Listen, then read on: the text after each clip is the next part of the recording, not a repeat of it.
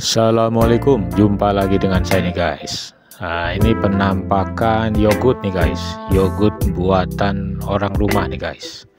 Jadi yogurt buatan kampung Motosu, Gifu, Jepang. Jadi yogurt ini dicampur dengan potongan buah kesemak. Kebetulan kan di sekitar Gifu ini banyak pohon kesemak yang sedang panen nih guys. Kan pohon kesemak biasanya panen di musim gugur ya. Nah, ini sisa-sisa musim gugur masih banyak orang jual di pinggir jalan.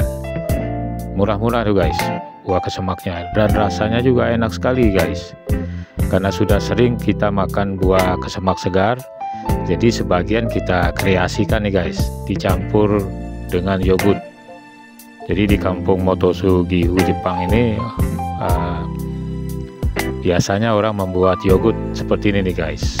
Jadi yogurt dicampur potongan kesemak, kemudian dikasih topping kismis.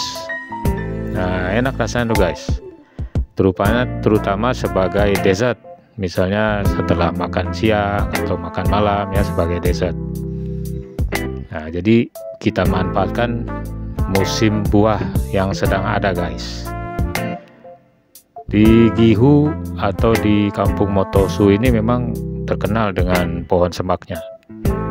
Di mana-mana saya melihat itu banyak sekali pohon kesemak yang sedang panen. Kesemak Jepang kan enak rasanya ya, warnanya juga merah kalau saat panen. Jadi buahnya itu kalau sudah masak berwarna orange atau cenderung orange-nya seperti merah gitu. Jadi banyak di jalan-jalan itu pohon-pohon yang berbuah. Ada yang dijual di supermarket, ada yang dijual di pinggir jalan. Biasanya saya membeli yang dijual di pinggir jalan guys, di warung-warung pinggir jalan yang tidak ada orangnya.